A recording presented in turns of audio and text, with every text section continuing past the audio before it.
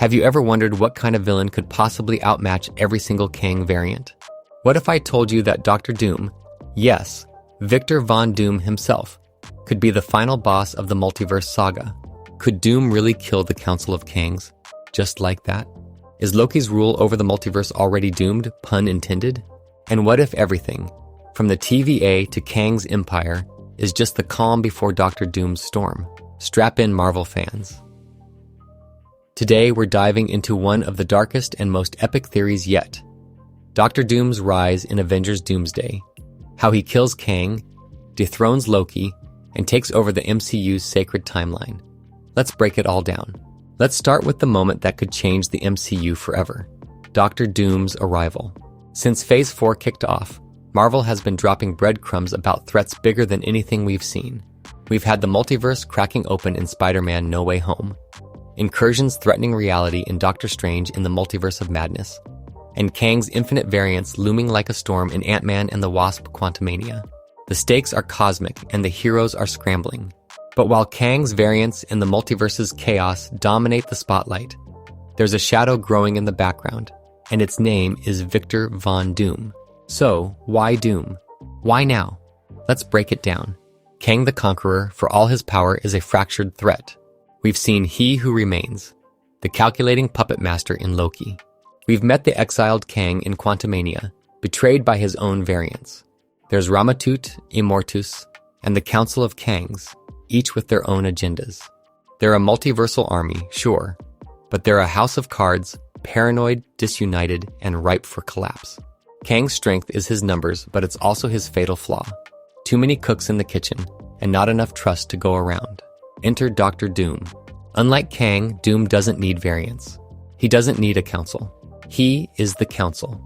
Victor Von Doom is a singular force of nature, a genius scientist, a master sorcerer, a ruthless tactician, and a man whose ego could eclipse a supernova. He's not just powerful, he's inevitable. Where Kang schemes across timelines, Doom commands with absolute certainty. Where Kang's variants bicker, Doom acts alone, his will unbreakable. This theory posits that Doom's MCU introduction won't be a cameo or a tease. It'll be a storm, brutal, methodical, and without warning. Picture this. Doom doesn't debut in the Fantastic Four as a traditional villain for Reed Richards to punch. Instead, he emerges in a mid-credits scene, perhaps after Secret Wars Part 1 or even Avengers Doomsday. The screen fades to black, and then a metallic clang. A figure in a green cloak and iron mask steps from the shadows.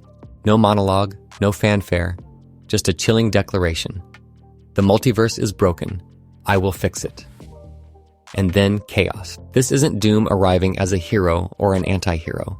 He's a predator stalking a wounded multiverse, ready to strike when Kang is at his weakest. Here's the twist that makes this theory so compelling. Doom isn't from another universe. He's not a variant pulled from Earth 838 or some alternate reality. He's from Earth 616, the MCU's main timeline. He's been here all along, hidden in the shadows, watching, calculating, biding his time. Maybe he's been in Latveria, building his empire. Maybe he's been studying the multiverse's cracks, reverse engineering Stark tech, or even tapping into the Darkhold's secrets. Whatever he's been doing, he's not reacting to the multiverse's chaos. He's exploiting it. Why does this matter? Because a Doom born on Earth 616 grounds him in the MCU's core narrative. He's not an outsider like Thanos, invading from afar. He's a homegrown nightmare, a reflection of humanity's ambition and arrogance taken to terrifying extremes. His presence raises the stakes for every hero, from Spider-Man to Captain Marvel, because he's not just a threat to the multiverse, he's a threat to their world, their home. And when he steps into the light, it's not with a smile or a quip. It's with a plan to burn everything down and rebuild it in his image. So, how does Doom make his move? That brings us to the next piece of the puzzle, the fall of the Council of Kangs. But before we dive in, ask yourself, what happens when an unstoppable force meets a fractured empire? Now let's talk about the Council of Kangs, the multiverse's most dangerous boy band. In Ant-Man and the Wasp: Quantumania, we got a glimpse of their terrifying potential. Thousands of Kang variants gathered in a coliseum, plotting to dominate every timeline. It was a moment that sent chills down our spines, a promise of a threat bigger than Thanos. But here's the dirty little secret. The Council of Kangs is its own worst enemy. They're powerful, yes, but they're also paranoid, arrogant, and deeply distrustful of each other. Every Kang thinks they're the real Kang, the one destined to rule. And that's where Dr. Doom smells blood. This theory suggests that Doom doesn't just fight the Council of Kangs, he dismantles them from the inside. How? By doing what he does best: manipulation, strategy, and raw, unrelenting dominance. Let's break it down step by step. First, Doom exploits the Council's fractures. Imagine him infiltrating their ranks, not as a warrior, but as a ghost. Maybe he poses as a Kang variant, using his tech and sorcery to blend in. Or maybe he hacks their communications, planting seeds of doubt. Why did that Kang get the better timeline? Why is that Kang hoarding the time chair? Who's really in charge here? Doom doesn't need to fire a shot to start a war. He just needs to whisper the right words. The Council, already a powder keg of egos, begins to crack. Variants turn on each other, alliances crumble, and chaos erupts. But Doom isn't content to watch from the sidelines. Once the Council is weakened, he strikes. Picture a scene that could redefine MCU villainy. Doom walks into the heart of Chronopolis, the Kang's multiversal stronghold. No army, no backup, just him, cloak billowing, mask gleaming, and a terrifying calm in his eyes. The Kangs, still reeling from their infighting, try to rally. They throw everything at him: time tech, quantum weapons, even their own variants. But Doom is prepared. His armor absorbs their attacks. His sorcery counters their tech. And one by one, he cuts them down. This isn't a battle, it's a massacre. No speeches, no negotiations, just Doom asserting his dominance. In a moment that could shock the fandom, he kills multiple Kangs in cold blood, their bodies piling up like discarded chess pieces. The camera lingers on his mask, emotionless, as he steps over their corpses. It's a statement. The multiverse doesn't belong to Kang anymore. It belongs to Doom. But here's where things get wild. Doom doesn't just destroy the Kangs, he takes their power. Imagine him absorbing their time-traveling tech, reverse engineering their time chairs, or even seizing control of Chronopolis itself. With his genius intellect and mystical prowess, he could combine Kang's tech with his own sorcery, creating a hybrid power unlike anything the MCU has seen. Suddenly, Doom isn't just a ruler of Earth. He's a ruler of time itself, capable of rewriting reality with a snap of his fingers. This sets up Doom as a villain on a whole new level. Thanos wanted to balance the universe, but he needed the Infinity Gauntlet. Kang wants to conquer the multiverse, but he's splintered by his own variants. Doom, he wants to erase his competition from existence. He doesn't just want to win, he wants to be the only player left on the board. And with the Council of Kangs out of the way, there's only one obstacle standing between him and total multiversal domination: Loki, the new time god. So what happens when a sorcerer king challenges a god? Let's find out. Let's shift gears to the trickster-turned-savior, Loki. At the end of Loki Season 2, we saw something extraordinary. Loki, the god of mischief, sacrificed his freedom to become the keeper of timelines. Sitting at the heart of the temporal loom, he holds the multiverse together, his green magic weaving every reality into a single stable structure. It's a glorious purpose fulfilled, a redemption arc that left fans cheering. But here's the chilling question. What if Loki's greatest triumph is also his greatest vulnerability? This theory argues that Loki, for all his power, is no match for Dr. Doom. To understand why, let's first look at what makes Loki's new role so unique. As the time god, Loki is essentially the multiverse's atlas, carrying the weight of every timeline on his shoulders. He's not just powerful, he's foundational. Without him, the multiverse unravels, timelines collapse, and incursions consume everything. It's a noble burden, but it's also a chain. Loki is bound to the loom, unable to leave, unable to fight freely. And that's exactly what Doom will exploit. Now let's talk about Doom's advantage. Unlike Kang, who relies on technology, Doom is a master of both science and magic. His intellect rivals Tony Stark's, his sorcery rivals Doctor Strange's, and his willpower is unmatched. This dual mastery makes him uniquely suited to challenge Loki, who, for all his godhood, is still tethered to a system, the temporal loom. Doom doesn't need to overpower Loki in a fistfight. He needs to break the system Loki protects. And if anyone can do that, it's Victor Von Doom. Here's how it could play out. After wiping out the Council of Kangs, Doom turns his attention to the loom of time. He studies it, not as a scientist or a sorcerer, but as a predator sizing up its prey. Using Kang's stolen tech and his own mystical knowledge, he devises a way to infiltrate the loom's structure. Maybe he crafts a spell to corrupt its threads. Maybe he builds a device to override its controls. Whatever his method, the result is the same. Doom doesn't just tamper with the loom, he rewrites it. Imagine a scene where Loki, seated on his temporal throne, senses a disturbance.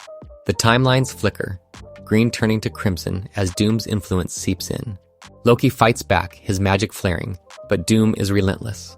He doesn't need to kill Loki, he needs to dethrone him.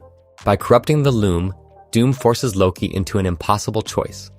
Fight back and risk unraveling the multiverse, or surrender control to preserve what's left.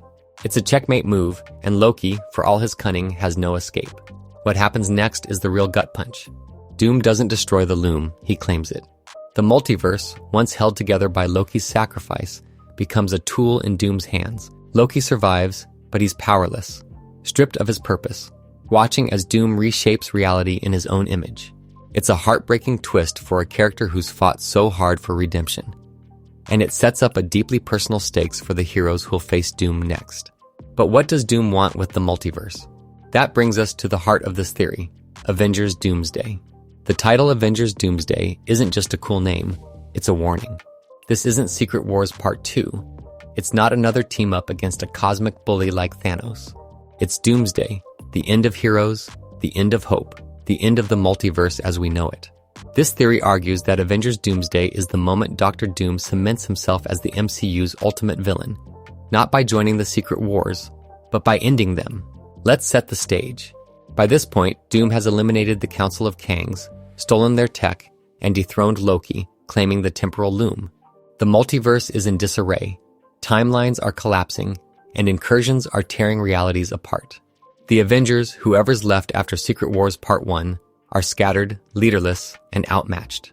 This isn't a war they can win with a vibranium shield or a repulsor blast. It's a war against a man who's already won. What makes Avengers Doomsday so terrifying is Doom's mindset. He doesn't see himself as a villain. He sees a multiverse in chaos, Kang's variants, Loki's fragile loom, incursions threatening existence, and believes only he can bring order. In his mind, he's the savior Earth 616 needs. He's not snapping half of life away like Thanos. He's rewriting reality to eliminate threats, to create a perfect, stable timeline. And the scariest part? He might be right. Imagine Doom standing before the Avengers, not as a cackling madman, but as a king delivering a verdict. You failed, he says. Your heroes, your gods, your timelines, all broken. I will forge a new world, one without chaos, without weakness. It's not just a threat, it's a promise. Doom's plan isn't to destroy Earth 616. It's to rule it, to mold it into a reflection of his own unyielding will. The Avengers will have to regroup, and this could be where we see a new lineup. Maybe the Fantastic Four join the fight, with Reed Richards as Doom's intellectual rival. Maybe mutants like Magneto or Storm step up, bringing X-Men energy to the MCU. Maybe Doctor Strange, fresh from his multiversal battles, rallies the team with a desperate plan. But they're not facing a traditional villain. Doom has Kang's tech, Loki's loom, and his own sorcery. He's not just a threat, he's a system, a regime, a god. This is where Avengers Doomsday diverges from past MCU events. It's not about saving the world, it's about surviving it. The heroes aren't fighting to restore the status quo. They're fighting to exist in a reality that's already under Doom's control. And that brings us to the next chilling question. What does Earth 616 look like when Dr. Doom is in charge? Close your eyes and imagine a world where Dr. Doom rules Earth 616. This isn't a dystopian wasteland or a cosmic void. It's something far more unsettling, a world that works. A world where chaos is gone, incursions are stopped, and the multiverse is stable, but at a horrifying cost. This theory paints a picture of Earth 616 under Doom's iron rule, and it's a vision that's equal parts awe-inspiring and terrifying. Picture this. Doom doesn't hide in a castle like some comic book cliché. He's the supreme leader of Earth 616.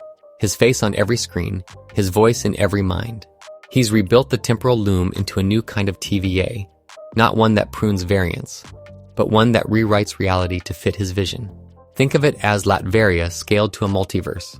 Every timeline, every event, every life is filtered through Doom's unyielding logic. Freedom is gone, replaced by order. Heroes are watched, controlled, or imprisoned. Those who resist, like Spider-Man, Captain Marvel, or Thor, become fugitives, hunted by Doom's armies of Doombots and sorcerers. What's chilling is how efficient this world is. There's no poverty, no war, no multiversal collapse. Doom's genius ensures that resources are allocated perfectly, that technology advances at a breakneck pace, that every citizen has a purpose. But it's a purpose defined by Doom. Individuality is crushed. Creativity is stifled. The world thrives, but it's a machine, cold and unfeeling, with Doom as its heart. Even the heroes who comply are trapped in his shadow. Imagine Doctor Strange, forced to serve as Doom's mystical advisor, his every spell monitored. Or Tony Stark's legacy, maybe through Riri Williams or a rebuilt Jarvis, being co-opted to power Doom's tech. The Fantastic Four might be the biggest tragedy, with Reed Richards watching his greatest rival turn his dreams of exploration into tools of control.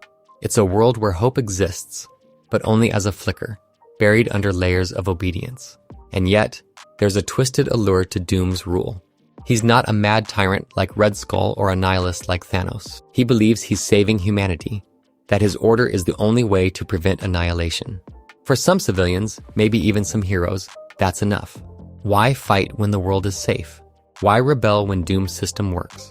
It's a moral dilemma that could split the Avengers, forcing them to confront not just Doom, but their own values. But no empire lasts forever. Doom's rule, for all its strength, plants the seeds of rebellion. And that rebellion will ignite the final chapter of this theory, the Secret Wars finale. By the end of Avengers Doomsday, Dr. Doom is in control. Earth 616 is his kingdom. The multiverse is his domain, and the heroes are broken. Incursions are gone, timelines are unified, and Doom reigns supreme. But heroes don't stay down. They rise, they fight, and they defy. This theory argues that Secret Wars isn't a war between universes, but a war to take back the timeline from Doom, a showdown that could be the MCU's greatest yet. Let's set the stage for the ultimate battle. Doom, now wielding Kang's tech, Loki's loom, and his own sorcery, is untouchable. His armies, Doombots, sorcerers, and maybe even brainwashed heroes enforce his will. He's not just a villain, he's a god, possibly tapping into the power of the Beyonders, or even the Molecule Man, figures from the comics who could elevate the stakes to celestial levels. He might even control Battleworld, a patchwork reality forged from the multiverse's remnants, with Doom as its creator. On the other side, a new Avengers team forms. Reed Richards could lead, his intellect the only match for Doom's. Doctor Strange, freed from Doom's control, brings mystical firepower. Mutants like Magneto, Wolverine, or Storm add raw power and moral complexity. Maybe Magneto sees Doom as a twisted mirror of his own dreams. Loki, stripped of his time god status, joins the fight, driven by vengeance and redemption. And in a wild twist, a Kang variant, maybe a rogue like Immortus, allies with the heroes, not out of heroism, but out of spite for Doom's betrayal. The battle isn't just physical, it's ideological. Doom believes his order is humanity's salvation. The Avengers believe freedom is worth fighting for, even if it means chaos. It's a clash of wills, of visions, of destinies. Picture epic moments. Reed outsmarting Doom's tech, Strange countering his spells, Wolverine tearing through Doombots, and Loki weaving a final trick to destabilize Doom's control. The climax could see Doom wielding the Beyonder's power, only to be undone by his own hubris, a classic Doom flaw. This is where the MCU could go big. Introduce the Molecule Man, whose power to manipulate reality could tip the scales. Bring in the Beyonders, cosmic entities who challenge even Doom's godhood. Or go full celestial, with a twist that ties Doom's rule to the origins of the multiverse itself. Whatever the details, the result is the same. Doom falls, not because he's weak, but because the human spirit, messy, flawed, and defiant, is stronger. But even in defeat, Doom leaves a legacy. The multiverse is scarred, the heroes are changed, and the MCU is reborn.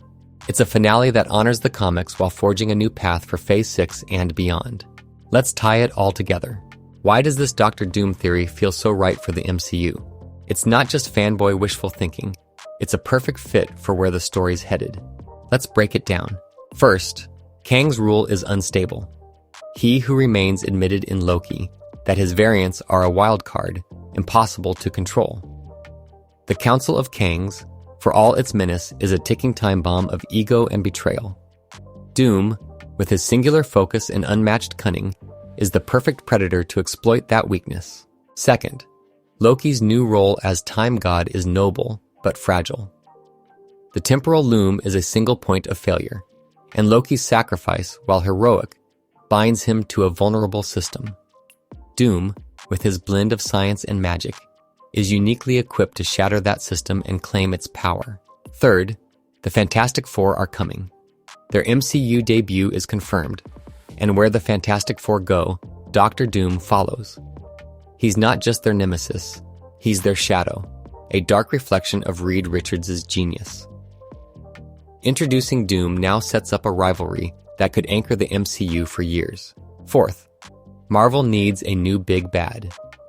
Thanos was iconic, but his story's done.